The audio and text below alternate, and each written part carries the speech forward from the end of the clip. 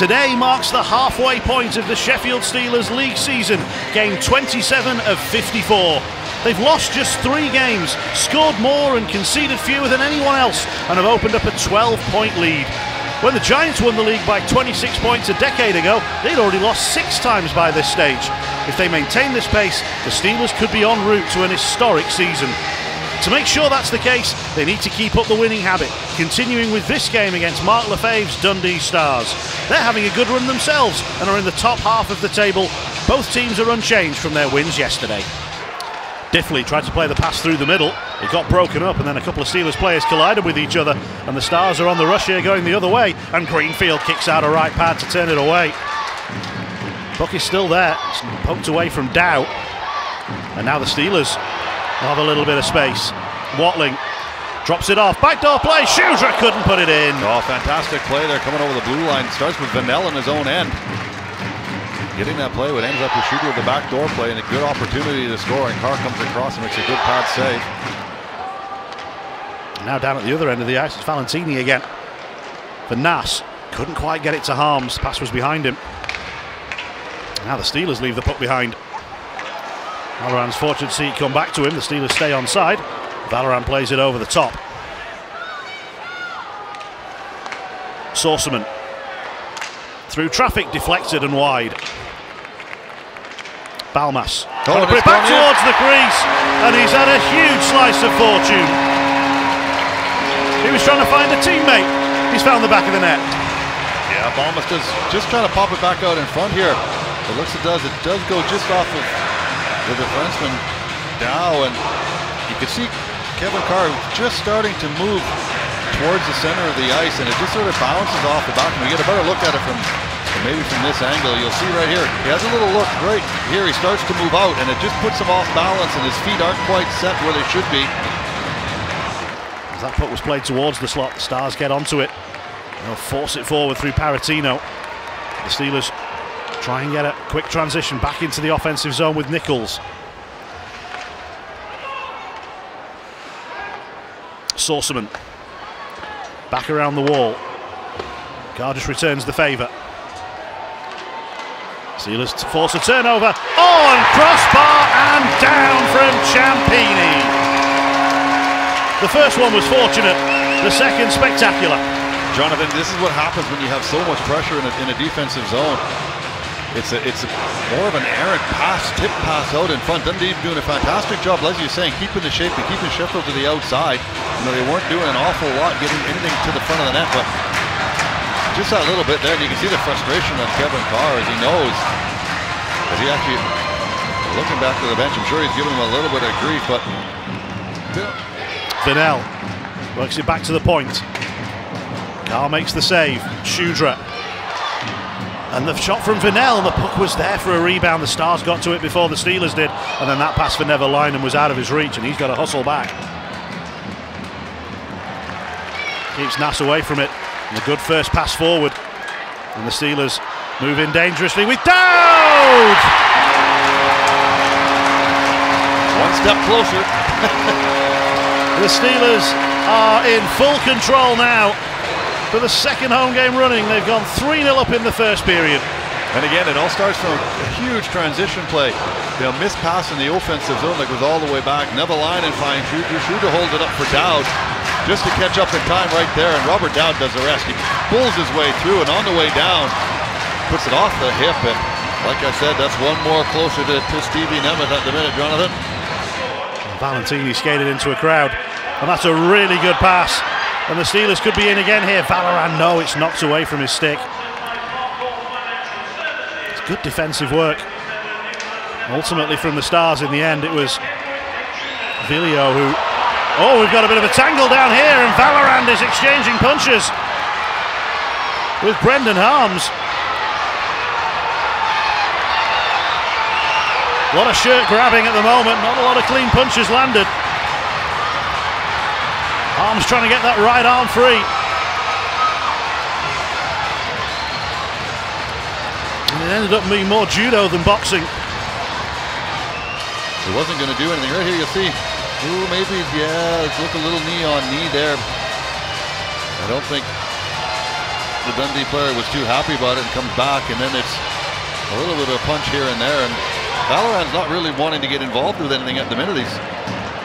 Then the gloves come off, and it's more of a wrestling match there. I don't think Marco Valorant and Aaron Fox will be wanting him to be getting too tangled up in things like this, but at the end of the day, it's what you got to do. Johnson there just takes a little swing at him too. Did you see that one, Jonathan? Just on the bench there.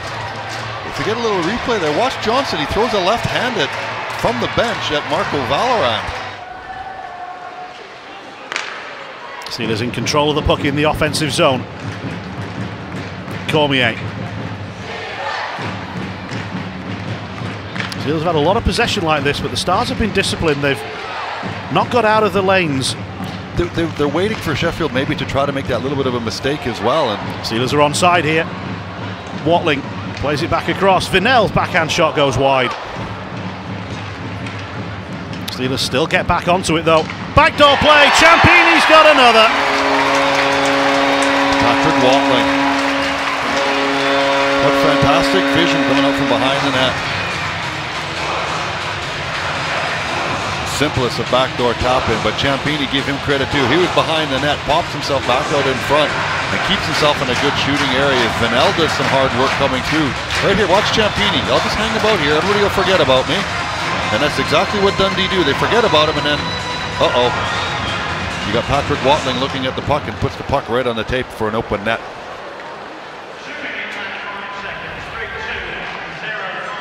And they have possession from the face-off. Allen in the box, 5-on-4. There's Valorant.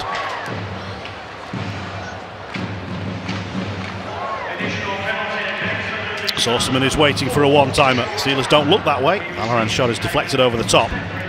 Balmas. Sorceman. Valorant, top of the circle, top of the nets.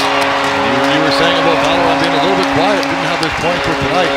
Very similar to the goal he scored in Manchester yesterday. Manchester was a wrist shot going top glove on the short side. Here, Sorceman tees him up for the one-timer. Ricard got over last time just in time to make the save. I think it was on Balmas on the same thing that was low. This one here, again, up near the elbow.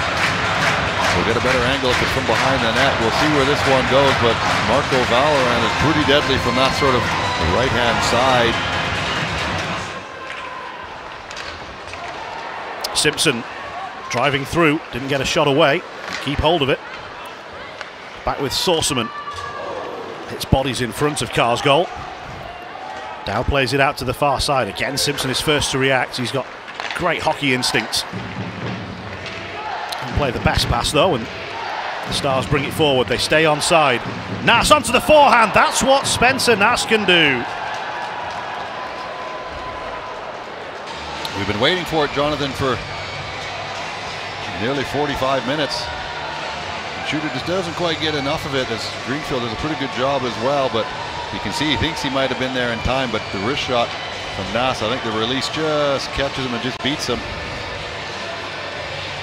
22 on the season now for the American forward.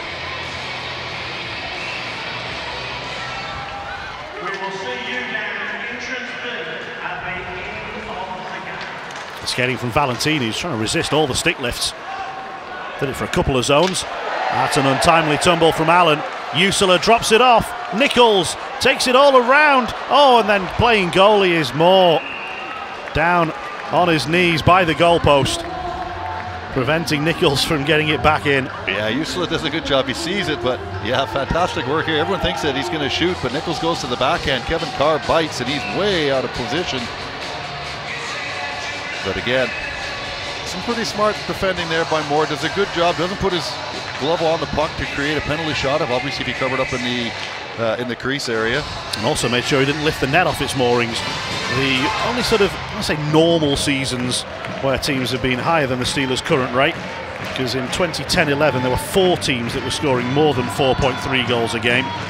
But with the demise of the Newcastle franchise and Edinburgh not being able to really field a competitive team, those numbers are somewhat skewed by a lot of double-figure games late in the season. If you cut the averages off at the halfway point, it was all fairly normal. Steelers, for example, won 18-1 in one of those games against Edinburgh. Even including that, the Steelers' offense is... Oh, they scored another one in off Carr!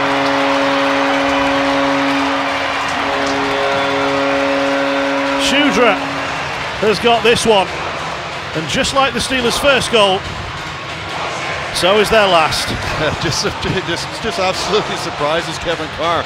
No one actually around. He's not trying to make a pass anywhere. And you can see the frustration from the Dundee players themselves, as they know themselves.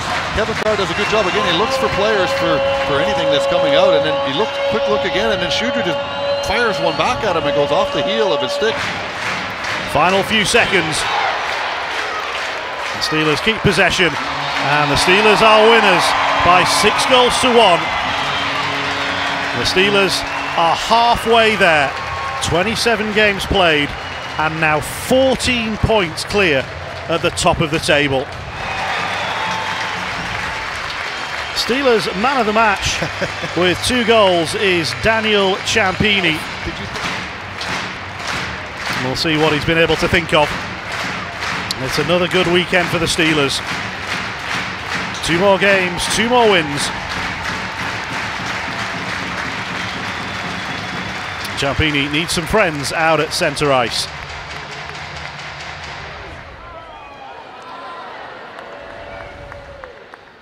Strap in, folks.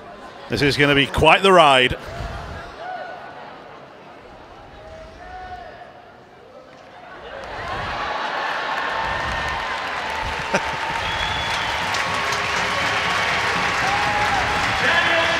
Gotta love that mind of Reed getting involved with it as well. Smiles all around is what everybody loves to see. 6 more goals and another 4-point weekend for your team. Outstanding weekend for us. We were a little bit light, so we knew it wasn't going to be easy. Last night, Manchester pushed us hard, found a way, and then tonight we started on time. I loved our first period. I think we gave up 2 shots in the first. You got to make sure you're aware when their top line, that 9, 8, and 81 are on the ice. They do a lot of damage, so I thought we defended very, very well against them, especially the first 2 periods there. And then our transition from defense to offense has been outstanding. We kind of get a lucky one on that first one, but then it kind of turned the game for us. And the first 40, we were dynamite. Third period was one that I think was nice for us tonight, being short bench, not having to pull it all out there. Felt like a sort of a vintage Steelers performance in terms of those sort of goals in bunches, and that once the first one goes, it seems to just flow again, second, third, fourth, straight afterwards. Yeah, we had, again, we moved Vin up to play a 4-line game tonight. We've played so well with 5, and I thought we've gassed a little bit when we've only had the 10 forwards or playing 3 lines. So we wanted to roll someone. We basically rolled 3 centers all night with the 4 sets of wingers. I think it made a difference in our group for sure. Our 5D back there have been excellent. They're suffocating defensively, chipping offensively, and it was good. Really good 4-point weekend for us.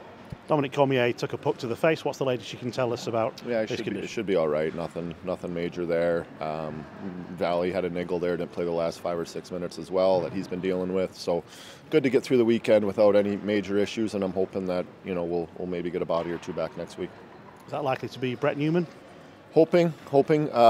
He passed a couple of his tests today, which his next step will be now going on the ice next week. We had Jonesy on the ice last week, non-contact, so he'll take some contact this week as well, and see how he gets through the week as well. So there's a couple guys there that potentially we could get back.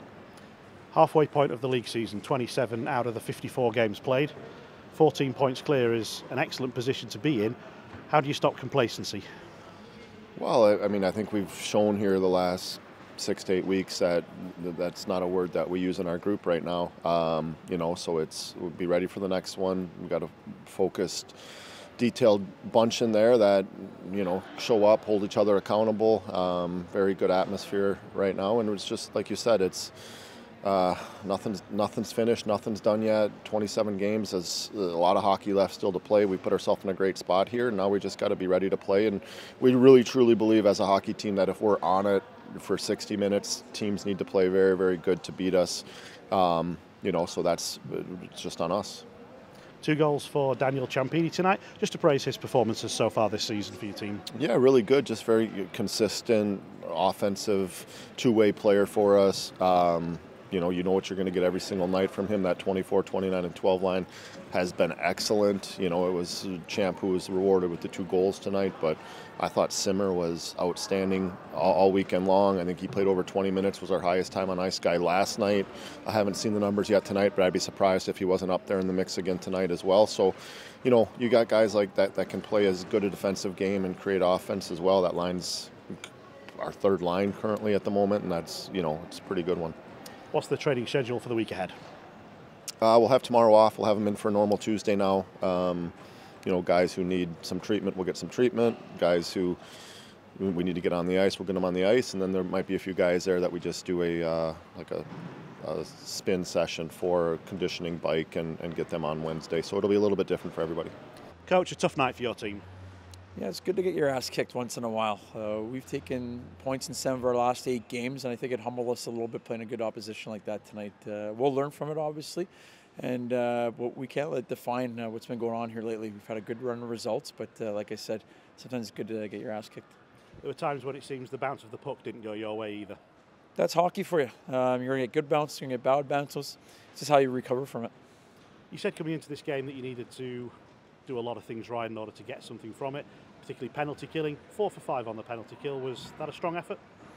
Yeah, but we should probably only taken 3 there. We took 2 stupid penalties tonight, really dumb penalties. But we have to learn from that and make sure we hold guys accountable for taking those penalties. And good job on the kill for the most part. Obviously, we know they got a lethal power play there, and you don't want to give a good team like that too many opportunities. And we fed into it a little bit tonight. Did get a goal back in the 3rd period. Spencer Nass is continuing to have an incredible season.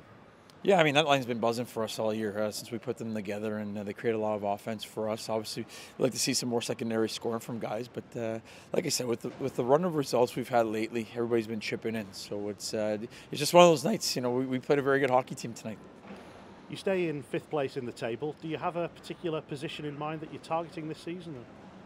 Well, at the start of the summer, I think we want to make it sure we're in the top 8. Now we see what kind of team that we have. I mean, there's no reason why we can't make it into that top 4. But our ultimate prize is to win the playoff championship, we're gaining good strides. And we know what we're going to have to come through Sheffield probably to try and win that. And we're looking forward to playing them again.